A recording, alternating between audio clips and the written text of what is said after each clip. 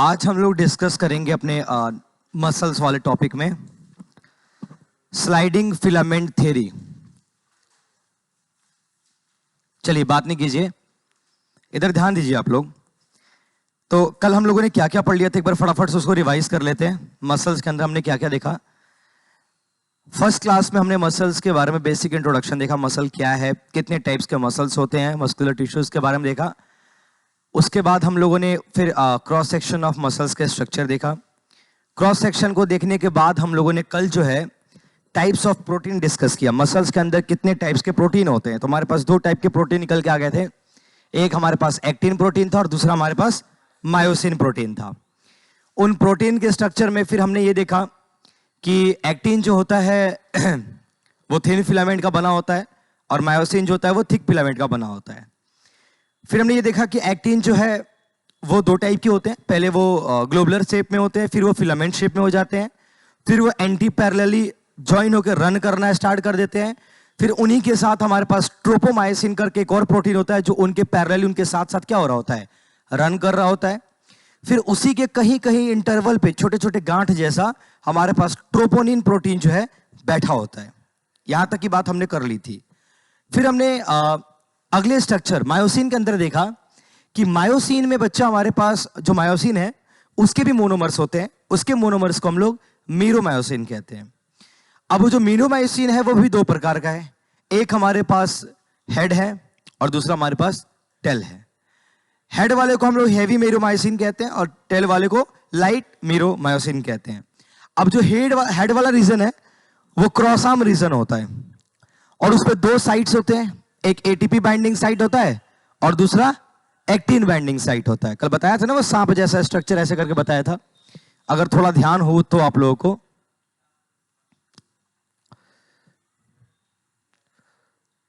इस तरीके से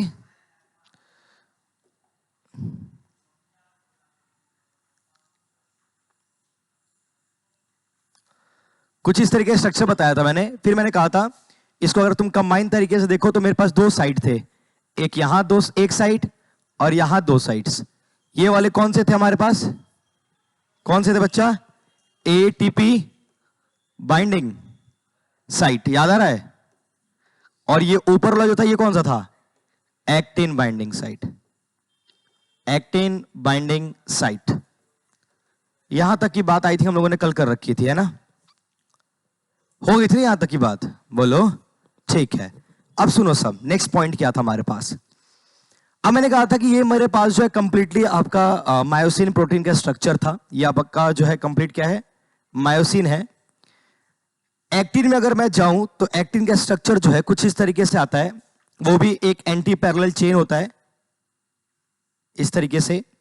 उसके पैरेलली एक और मेरा चेन चल रहा होता है और ये मैंने बताया था ये ग्लोबुलर शेप में होता है, बताया था। कई सारे ग्लोब्यूल जब आपस में कंबाइन हो जाते हैं तो इसको हम लोग क्या नाम देते हैं बच्चा, फिलामेंटस। क्या बोलते हैं, फिलामेंटस।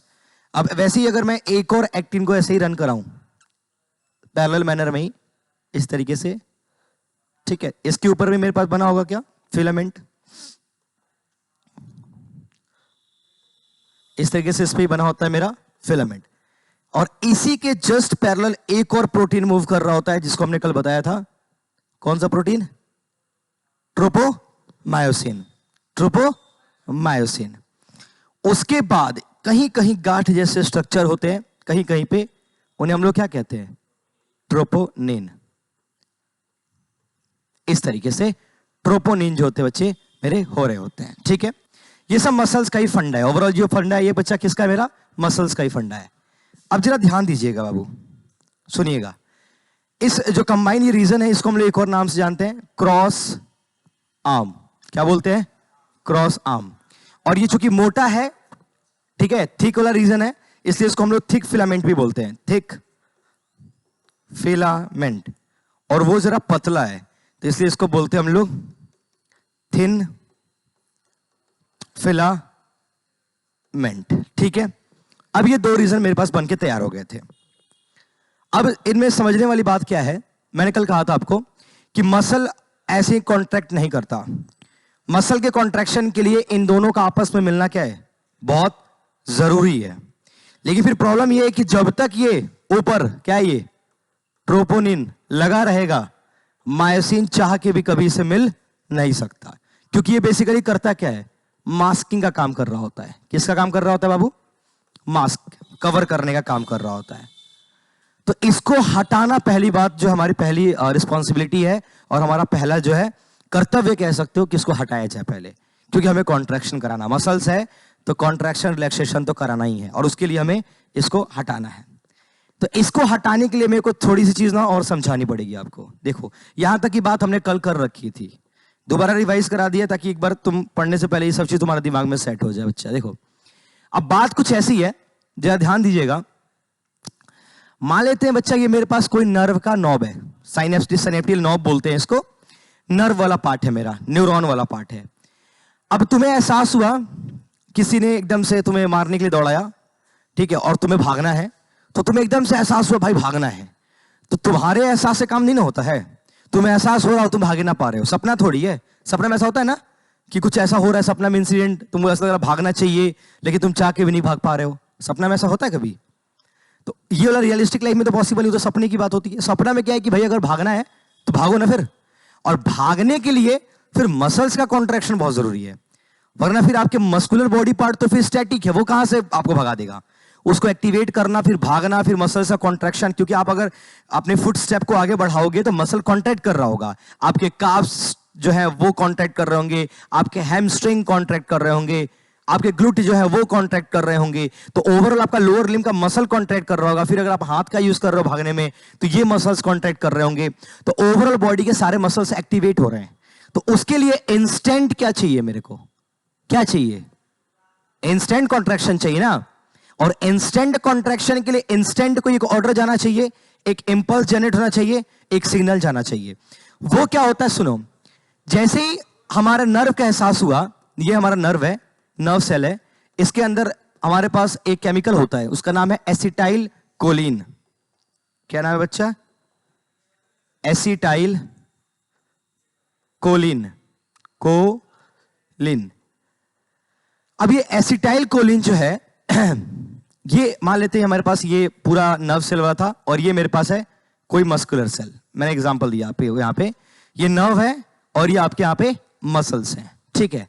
तो इसके बीच का जो रीजन है ना, ये वाला जो रीजन है, इसे हम कहते हैं न्यूरो मस्कुलर जंक्शन। क्या बोलते हैं बच्चा?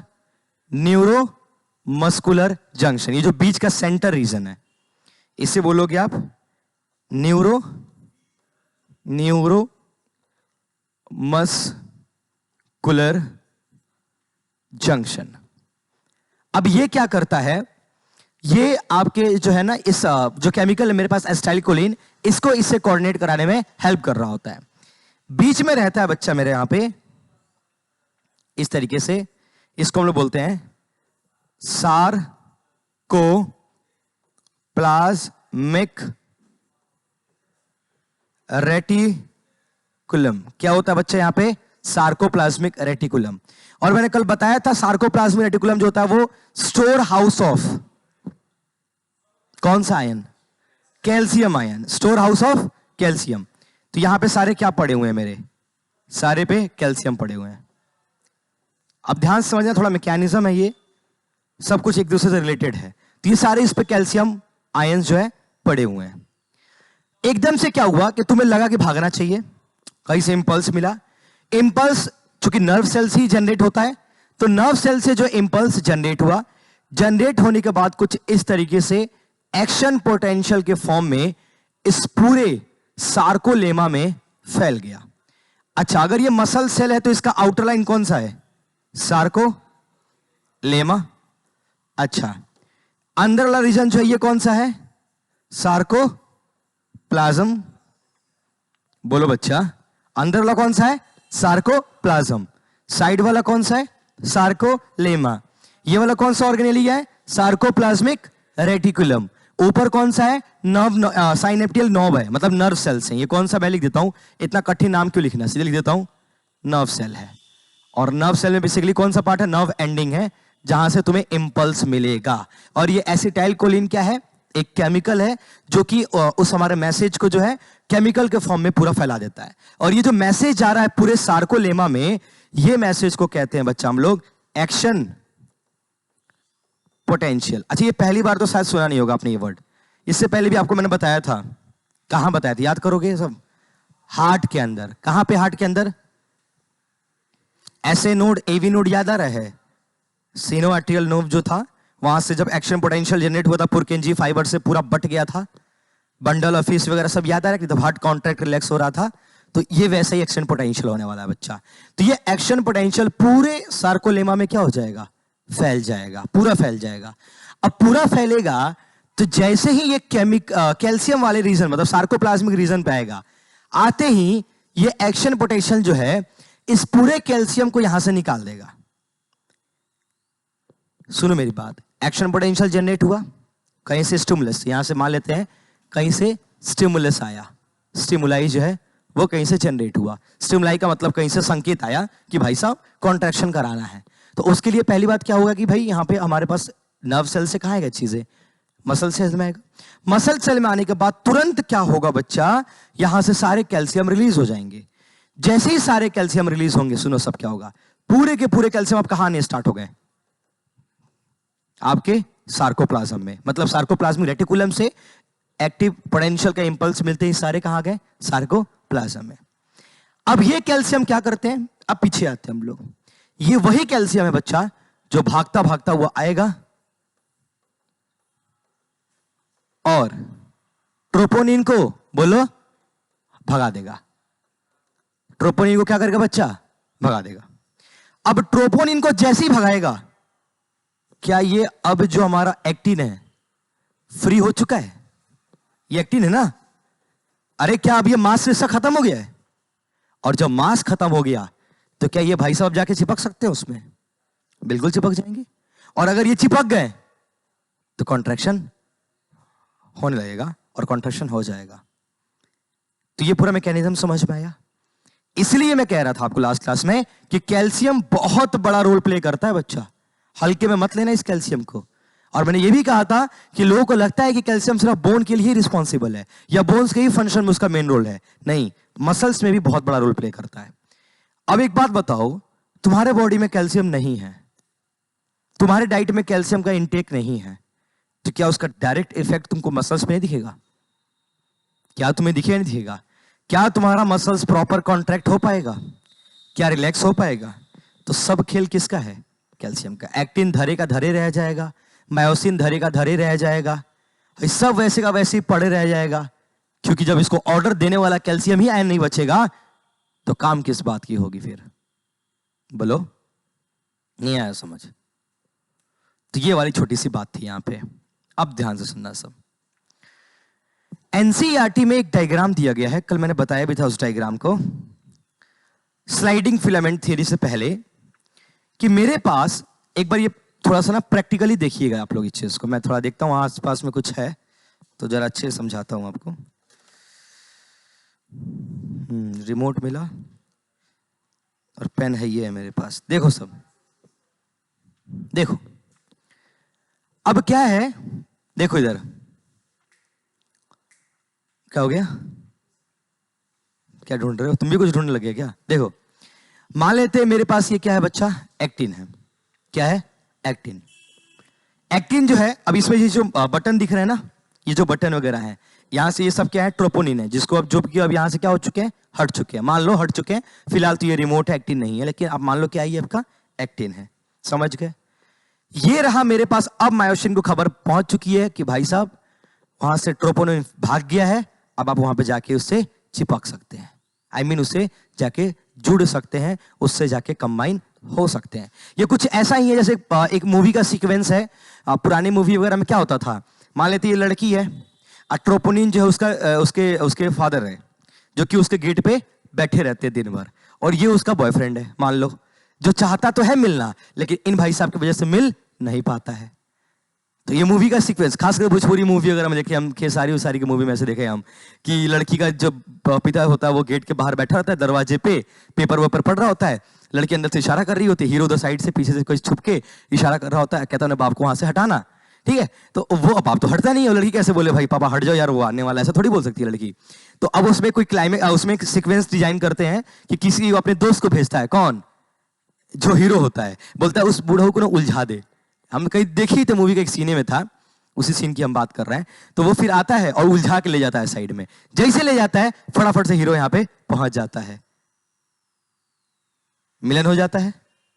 हो जाता है मिलन, कॉन्ट्रैक्शन भी हो जाता है। समझे नहीं समझे? कितना आसान था, बस वही चीज समझ लो, आसान रहेगा। एक्टिन क्या है तुम्हारा फिल्म का? हीरो। नहीं सॉरी, एक्टिन क्या है फिल्म का? हीरोइन है। और मायोसिन क्या है फिल्म का? हीरो। ट्रोपोनिन क्या है उस हीरोइन का? बाप। जब तक है, हाँ जब तक है वो लड़की लड़के से मुलाकात नहीं कर सकती, ठीक है। कैल्शियम कौन है? हीरो का दोस्त। दोस्त भागता भागता हुआ आएगा, उसके बाप को उलझाएगा, कोने में ले जाएगा। आइए ताऊ साइड में आइए आप, ठीक है। वो साइड में जाएंगे, दौड़ता दौड़ता हीरो आ जाएगा, हीरोइन भी आ जाएगी क्योंकि फ्री हो चुकी है ना।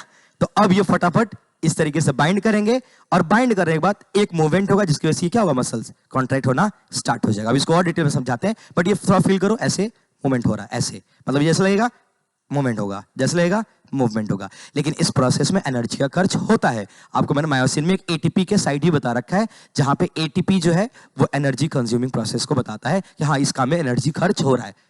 भाई एनर्जी खर्च होगा ना भाई, बिना एनर्जी के थोड़ी ना काम चलेगा यार। तो यहाँ एनर्जी खर्च होगा। बोलो हंस क्यों रहे हो? कौन सी एनर्जी की सोच रहे हो तुम लोग? एटीपी की बात हो रही है नालायको। अरे बात समझ में आ गई? राज भोजपुरी मूवी का सीक्वेंस देखा ना, ऐसा होता है, देखा कब? वो हमको तो याद नहीं पड़ रहा फिल्म का नाम भी, लेकिन ऐसा कोई है फिल्म है? अनमोल है कोई नाम है तो बता दो। सुनो सब अच्छा, तो इस तरीके से क्या हो गया मेरे पास पूरा कॉन्ट्रैक्शन जो है वो पॉसिबल हो पाता है। अब हम आते हैं अपने सबसे कमाल की बात। सबसे कमाल की बात जो है वो है स्लाइडिंग फिलामेंट थ्योरी। बहुत इंटरेस्टिंग है और बहुत ज्यादा इंपॉर्टेंट है। पूरे चैप्टर में सबसे ज्यादा क्वेश्चन इसी थियरी से आता है। इस बार के भी नीट एग्जाम में था बैंड पे क्वेश्चन, ए band, H zone, Z line, क्या कहते हैं, हाँ वही आई जोन, इन सब से ना कुछ, आई बैंड, इन सब से क्वेश्चन आया हुआ है। तो ये पूरा कहानी समझिएगा। शायद बच्चे मैंने आपको बताया था कि मेरे पास जो है ना मायोफिब्रिल नाम का एक मसल के अंदर ना एक रीजन होता है, बताया था मायोफिब्रिल करके। और मैंने कहा था कि मायोफिब्रिल के अंदर ना कहीं कहीं पे जिग जैग लाइन बने होते हैं, जिसको आपने स्ट्रिएशन भी कहा था। कुछ याद है? बोलो। और शायद मैंने ये भी कहा था जो इसके बीच के रीजन होते हैं इसे हम लोग क्या बुलाते हैं? सारकोमेर। बोलो क्या बुलाते हैं? यहां तक की तो बात किसी को दिक्कत नहीं लगी होगी, ये सब बात उन्हें बहुत पहले भी कर रखी है। ये पूरा डायग्राम किसका है? मायोफिब्रिल का। और सार्कोमेर क्या है बच्चा? Unit of muscle. मसल का हमारा क्या है बच्चा? यूनिट है, ठीक है। अब ये जो लाइन दिख रहा है ना आपको, ये लाइन, ये लाइन जो आपको दिख रहा है साफ साफ दिख रहा होगा, ये जिगजैग शेप में है। कौन से शेप में है? जिगजैग। जिगजैग समझते हो ना सब? टेढ़ा मेढ़ा, टेढ़ा मेढ़ा, तो उसको कहते हैं जिगजैग। अभी जो जिगजैग लाइन है इसको हमने एनसीईआरटी ने और हमने एक नाम दे दिया है, जेड लाइन। क्या दे दिया बच्चा हमने नाम? जेड लाइन से नाम दे दिया। किस नाम से नाम दे दिया बच्चा? Z line. जेड लाइन का मतलब ही क्या है? हम किसकी बात कर रहे हैं? सार्कोमेर के उस स्ट्रिएशन वाले रीजन की बात कर रहे हैं। ये स्ट्रिएशन है जो कि सिर्फ किस में पॉसिबल है? स्केलेटन मसल्स के अंदर। फिलहाल बात समझ में आई कि नहीं आई? अब जरा देखिए बच्चा कहानी, सुनिएगा सब। इसको पहले साइड कर देते हैं ताकि हमको भी पूरा स्पेस चाहिए होगा। अब सुनो सब, अब मैं आता हूं पूरे अपने उस डायग्राम के ऊपर, देखिएगा। अब मैं जो ये जिगजैग लाइन है, जरा एकदम ध्यान से बच्चा प्लीज गौर फरमाइएगा, क्योंकि फिर दिक्कत होगी ना तो अब तक आप पढ़ा हुआ बेकार हो जाएगा। आप कहोगे सर कुछ नहीं समझ आएगा। देखो, एक जिगजैग लाइन बनाया मैंने और फिर से दूसरा जिगजैग लाइन बनाया। एक और बनाऊं क्या? बोलो ऋषभ। ठीक तीन जिगजैग लाइन जो हमने बना दिया, ठीक है। तीन जिगजैग लाइन हमने क्या कर दिया बच्चा? बनाया। अब देखो, इन जिगजैग लाइन से ना पतले पतले जो है मेरे पास फिलामेंट निकले होते हैं। इन सब का मतलब है, मैं कह रहा हूं ना, पूरा चैप्टर अब तक जितना पढ़े हो ना वो किसी काम का नहीं जब तक ये वाला पार्ट नहीं समझ में आएगा, क्योंकि वह है स्लाइडिंग फिलामेंट थियरी। लिख देता हूं, तुम लोगों को थोड़ा ना फोकस हो जाएगा। Sliding filament theory. इसके देने वाले साइंटिस्ट का नाम था हक्सले। हक्सले नाम था, ठीक है। उन्होंने ही इसके बारे में बताया था। हमें उनके बारे में डिस्कस नहीं करना, बता दिया। अब जाओ यार तुम, अब तुम्हारा काम खत्म हो गया। हम लोग काम पढ़ने का, तुमको कौन याद रखेगा? ठीक है, जाओ तो जाओ। ठीक है, तुम कुछ बता देते हो राज, तुमको जितनी बार याद रखना जरूरी है क्या? नहीं बोलो। ठीक है, इधर ध्यान दो। अब क्या होता है बच्चा, पतला पतला सा ना,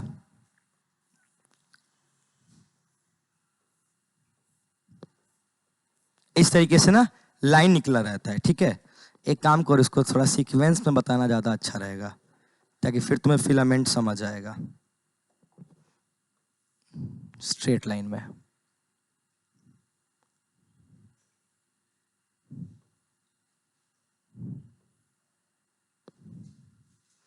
सेम ये यहां भी रहेगा।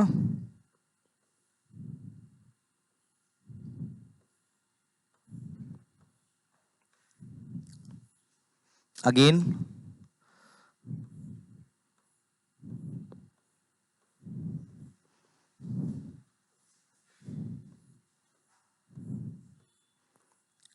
इस तरीके से जो है फिलामेंट्स यहां से निकले होंगे। अब इनके बीचों बीच जो है बच्चा, मोटे मोटे से फिलामेंट और होंगे। इनको मैं दिखाता हूं, इसको येलो से दिखा दिया ना, लो इसको मैं ब्लू से दिखा देता हूं। देखो सब मोटे मोटे होंगे थोड़े से, एकदम सेंटर पे इस तरीके से।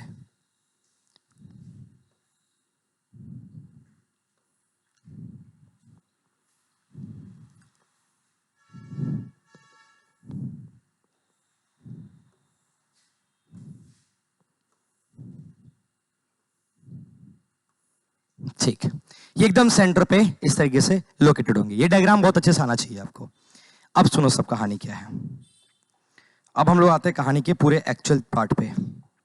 देखो सब, इन लोकेशंस में ये हमारे पास क्या है, ये सार्कोमेयर बनाया ना मैंने बच्चा, ये उसके बीच की जो रीजन है ना, ये जो भी बीच का रीजन है, इसको मैंने बताया। तो मैंने फिलहाल अभी कितने सार्कोमेयर ले लिए? 1 2 और, मतलब सार्कोमेयर कितने हैं? 1 और 2। लेकिन मैंने स्टेशन कितना लिया है? बैंड वाला, जिगजैग वाला। 1 2 3। नहीं समझे? कितने जेड लाइन के अंदर कितने सार्कोमेयर?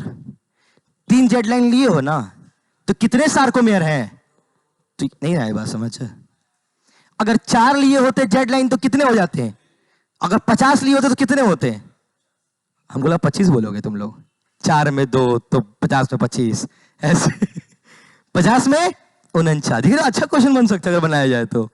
क्या जी, याद एक बार बताया था, ऐसा ही क्वेश्चन बताया था मैंने शायद तुमको, अमीनो एसिड पेप्टाइड बॉन्ड के अंदर, है ना? ठीक है, तो यहां से यहां तक का रीजन कौन सा है? Sarco mayor. बोलो,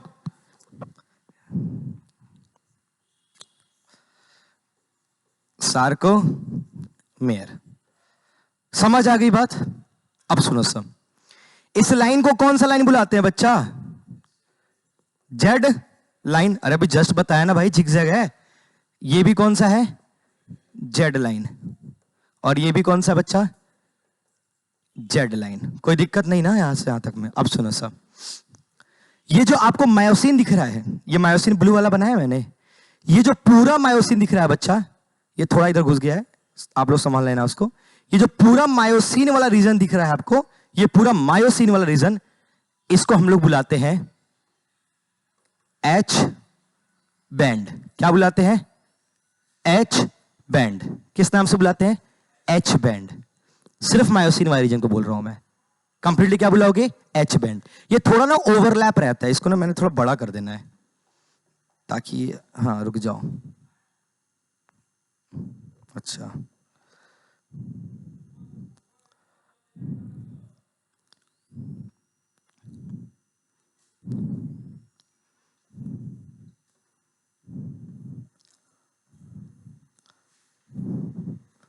ये ठीक है। सुनो, तो ये क्या है बच्चा मेरे पास? H band. अब सुनो सब, तो कोई पूछे एच बैंड क्या है तो क्या जवाब दोगे? एच बैंड में सिर्फ क्या था? एच बैंड में क्या सिर्फ मायोसिन कवर हुआ है? अच्छा ये तो बता दूं, येलो वाला रीजन कौन सा है? एक्टिन। कौन सा है जी? एक्टिन। और एक्टिन कैसा होता है? Thin filament. अरे बाबू बोलो। अच्छा, मायोसिन कौन सा रीजन होता है बाबू?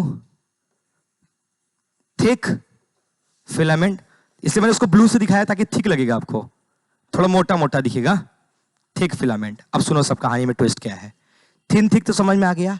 एच बैंड में सिर्फ किसको कवर किया हमने? सिर्फ मायोसिन में। क्वेश्चन एक डाल लो पॉकेट में, सीधे आएगा। अभी नहीं डालना, जब लिखवाऊंगा तब, मतलब दिमाग में डालो फिलहाल, पॉकेट इन द सेंस दिमाग में, ठीक है। तुम तो तुरंत घुटने पर जाते हो यार दिमाग की बात करते करते में। तो एच बैंड किसको बोलोगे? मायोसिन को। किसको बोलोगे? मायोसिन को। क्लियर है जी बच्चा? अच्छा, ये बात हमें समझ आ गई कि एच बैंड का मतलब क्या होना है? मायोसिन। अब अगर मैं बोलूं बाबू आपसे, थोड़ा अलग कलर से दिखाता हूं इसको, ये वाला रीजन, ये वाला, इस तरीके से, ये यहां से कवर किया मैंने इस रीजन को और यहां तक लेके आ गए। इस दो रीजन को क्या बुलाएंगे? A band. क्या बुलाएंगे? A band. तो ये यहां से लेके यहां तक का जो रीजन है, इसे क्या बुलाएंगे बाबू? A band. एच बैंड में सिर्फ क्या था? ए बैंड में थोड़ा सा एक्टिन और बाकी मायोसिन। अरे बाबू ये वाला पोर्शन किसका? यहां से यहां तक एक्टिन है ना, है। एक्टिन कवर नहीं कर लिए थोड़ा सा तुम, तो क्या मैं ए बैंड में बोलूं कि एक्टिन के साथ साथ आपने किसको कवर किया यहां पे? मायोसिन को। लेकिन अभी भी मैक्सिमम अमाउंट किसका यहां पे? मायोसिन का। थोड़ा सा कौन है? लेकिन है ना, है ना। अच्छा जी, अब और सुनिए आप लोग, अब बच क्या गया? क्या ये वाला रीजन यहां से यहां तक बच गया? यही पूरा रीजन बचा कि नहीं बचा? ये वाला जो रीजन है, ये रीजन पूरा बचा कि नहीं बचा बच्चा? अच्छा, क्या यहां ये भी रीजन बच गया? ये तो खाली बच गया ना। दो जो खाली रीजन बच गए, इनको हम लोग बुलाते हैं आई बैंड। कौन सा बैंड बच्चा? I band. क्या H band, A band, I band, ये बैंड क्लियर हुआ कि नहीं हुआ? ये बैंड बजा कि नहीं बजा? आपका बजा। तो आई बैंड में सिर्फ क्या है? एक्टिन। सिर्फ क्या है बाबू? येलो वाला पार्ट। देखो ना, आई बैंड में कहीं भी ब्लू वाले पार्ट को टच किया है मैंने? क्या आई बैंड में कहीं भी मायोसिन टच हुआ है बच्चा? सिर्फ येलो पार्ट टच हुआ है। तो आई बैंड सिर्फ किसका है? एक्टिन का है। बोलो ना, आई बैंड किसका है? सिर्फ एक्टिन का। अब अगर मैं एक सवाल पूछूं आपसे, पूछूं, एक सार्कोमियर में क्या क्या कंप्लीट आ गया? एक सार्कोमियर मतलब एक सार्कोमियर कंप्लीटली, एक सार्कोमियर में इन वन, ऐसे लेता हूं, इन वन सार्कोमियर क्या क्या है मेरे पास? ए बैंड आया पूरा। ए बैंड के अलावा दो और बैंड आए थे। अरे यार, यहां से यहां तक कौन सा बैंड हो गया? ए है। इसके अलावा हाई रीजन बचा ये वाला, और ये वाला कौन सा था? तो क्या मैं लिख सकता हूं एक ए बैंड, दो हाफ आई बैंड? नहीं, ये बात समझ में रिलेट किया बात? अरे बाबू, यही सवाल है। हम कह रहे हैं ये टॉपिक तुम अपने 11th के किसी भी बच्चे से पूछना, वो अंधविश्वास में रहता है, उसको ये पार्ट समझ नहीं आता, उसको छोड़ देता है। लेकिन मैंने आपको इस तरीके से समझाया कि आप प्लीज इसको छोड़ना मत। अगर इतना सिंप्लीफाइड तरीके से समझाने के बाद अगर छोड़ दोगे ना, तो मुझे लगता है कि जिंदगी में कभी तुम कोई टॉपिक को अच्छे से करोगे भी। इसको कर लेना सब। तो सार्कोमियर में आप खुद बताओ कि भैया हमने एक ए बैंड के साथ साथ, एक ए बैंड के साथ साथ, हाँ, दो हाफ, गधो, दो हाफ, दो आई बैंड मत बोल देना, दो हाफ, क्योंकि ये हाफ ही है ना, इनको मिला होगा तब ना एक फुल हो जाएगा, आधा ही है। तो दो हाफ नहीं समझे, मतलब ये हाफ है और ये भी क्या होगा? यहां से आते, ये तो हाफ ही होगा, तो हाफ ना आई बैंड है। अब इसको कैंसिल आउट करोगे तो क्या बना? एक आई बैंड। एग्जाम में अगर ऐसे बोले दो हाफ और एग्जाम में बोले एक आई बैंड, क्या दोनों शब्द में अंतर है? अबे गधो, दो हाफ का मतलब ही एक ही होता है, हैं? तो तुम मत कहना ना भैया ना, आप तो दो हाफ बताए थे, एग्जाम में तो एक दिया, आप भैया गलत पढ़ाए थे, हैं? ऐसा अगर बोलने अगर आ गए ना मेरे पास, तो उठा के चोक स्लैम दे देंगे। अबे बोथ ऑफ दी, अगला दूसरा both A and two A and B भी हो जाएगा। चौथा नन ऑफ दिस हो जाएगा। ठीक है, तो ये क्या है? ये कौन सा बैंड है बाबू? I band. अरे इधर देखो सब ना। हम यहाँ आई बैंड पढ़ा रहे हैं, तुम लोग पीछे ना जाने कौन सा बैंड देख रहे हो हैं। चले जाओ सब बाहर, जाओ आराम से देखो, क्या आप सब थोड़ी देर बाद फिर स्टार्ट करेंगे आगे। राज कहाँ ध्यान केंद्रित किए हो? कोई है क्या स्पेशल? नहीं है स्पेशल, कोई नहीं है। जन्म क्या हुआ है तुम्हारा? खाली जनगणना के लिए कोई स्पेशल रखना चाहिए बाबू। जिंदगी में मोटिवेशन के लिए तो कोई ना कोई होना ही चाहिए। क्या शौर्य? अच्छा, प्रयास तो जारी है सर। किस्मत ही थोड़ा खराब है, हैं? प्रयास तो सबका जारी होगा। अच्छा, कहानी समझ आया नहीं है बच्चा? बताओ। आ गया। अब जरा प्रैक्टिकली सोचना आप लोग, थोड़ा प्रैक्टिकली चलें। अब आपके दिमाग में जो डायग्राम बना है ना बाबू, ये घूमते रहना चाहिए।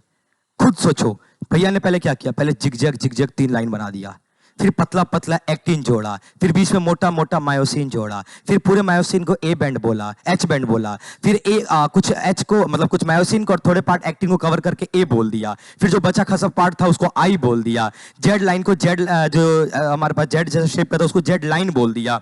ठीक है, फिर हमारे पास एक सार्कोमेयर में एक ए बैंड और दो half I band, 2 half I band, मतलब एक आई बैंड कंबाइनली मेरा एक सार्कोमेयर के अंदर आ गया। अब अगर 10 सार्कोमेयर बोल दे तो कितना ए बैंड? 10 A band? नहीं, बोलो। एक सार्कोमेयर में इतना तो एक मिनट। अरे यार, 10 ए बैंड, आई बैंड कितना हो गया? 10 ही ना होगा? अरे भाई है तो एक ही ना, बोलो। नहीं आया बात समझ? अरे 2 into हाफ किए तो 1 ही ना आया। ये भी मैथ्स आता है थोड़ा सा। अच्छा, इतना नहीं आता है। अच्छा सुनो सब, ये समझ में आ गया? चलिए अब प्रैक्टिकली सोचते हैं हम लोग। देखो सुनो,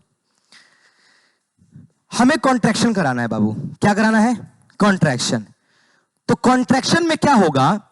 ये 2 सार्कोमेयर ना पास आ जाएंगे। अब सुनो सब, कमाल का चीज समझा रहा हूं, रोग नहीं आएगा समझ। तो इसको मैं फिर से लेके आता हूं, भाई कुछ रिमोट उमोट लेके आता हूं। लो, ये रहा मेरे पास 2 जेड लाइन। ये क्या है? 2 जेड लाइन, रिमोट है।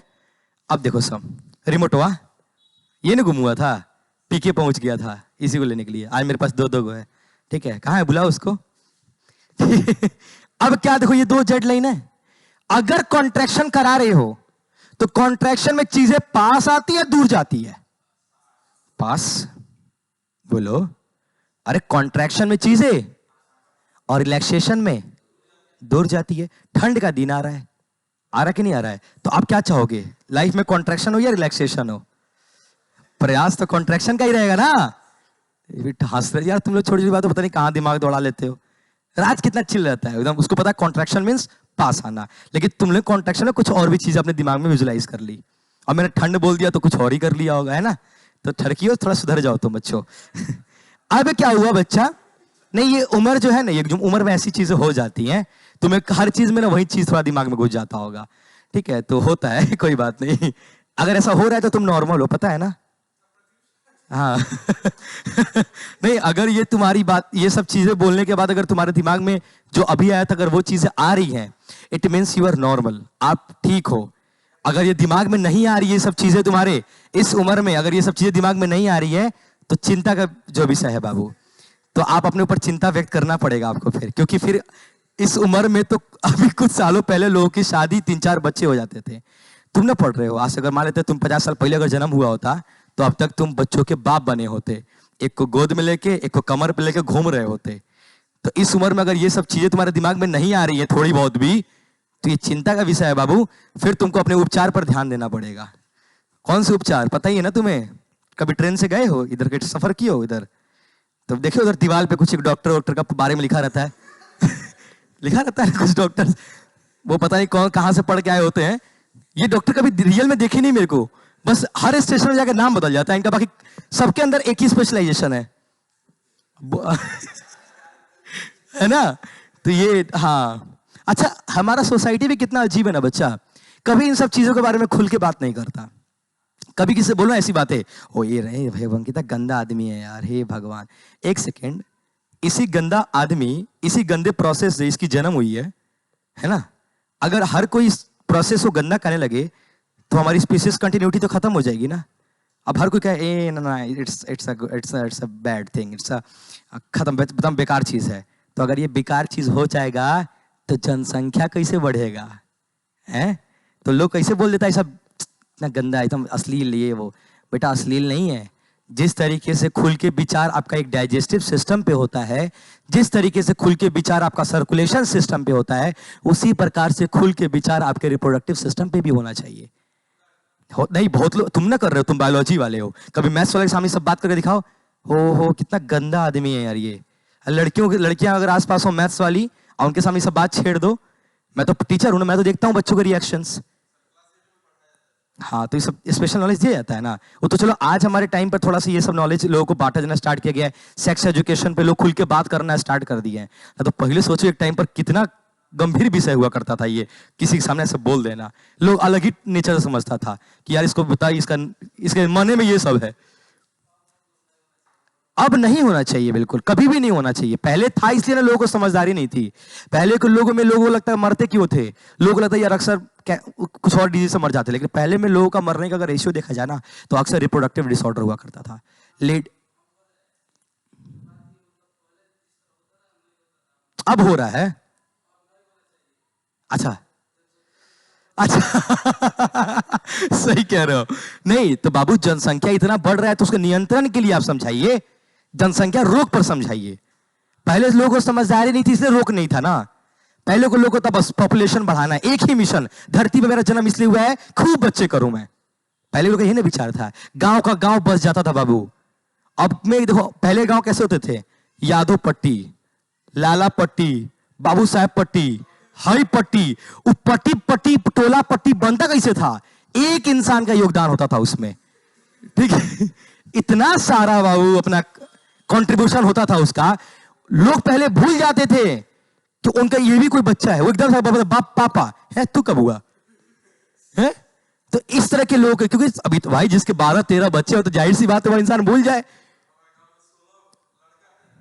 अब बताओ इसके गांव में 16 लड़के और 9 लड़की, हाँ, तो उनको बोलो कि वो गांव में क्यों है, वो अपने पूरे फैमिली को लेकर कहीं और जाए, आए वो पंचायत बना ले अपना। अच्छा, खुद का पंचायत भी उनका। हाँ, मैं वही तो कह रहा हूं, ऐसे यही देन है। अच्छा, खास कर ज्यादा पता है कहां, यूपी बिहार साइड में।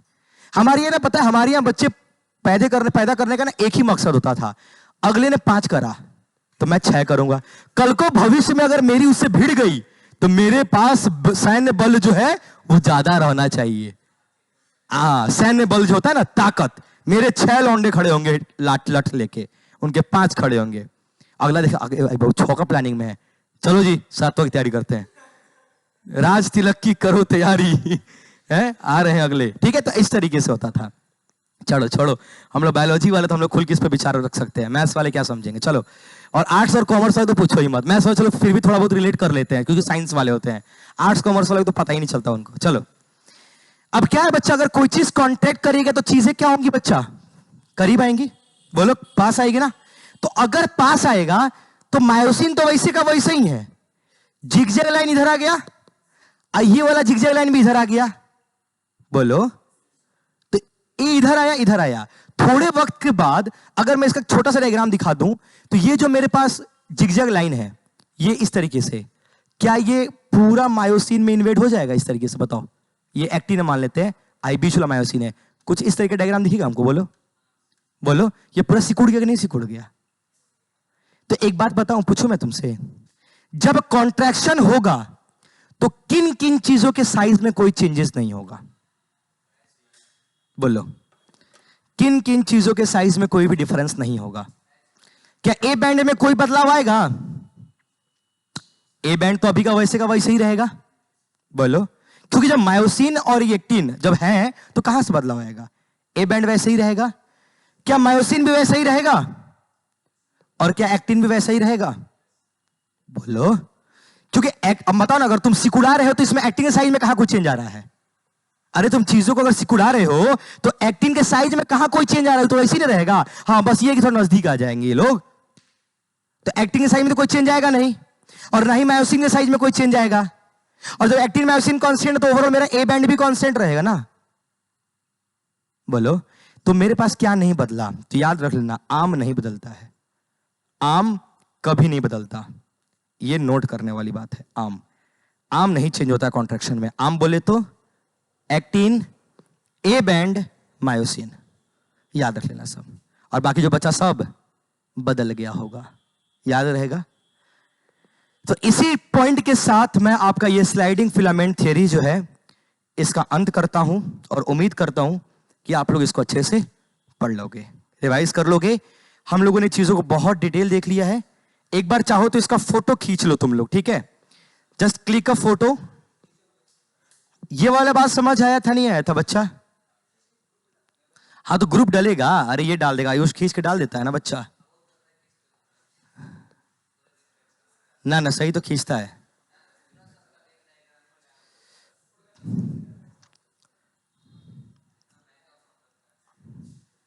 अरे कोई नहीं, थोड़ा सा तो आएगा।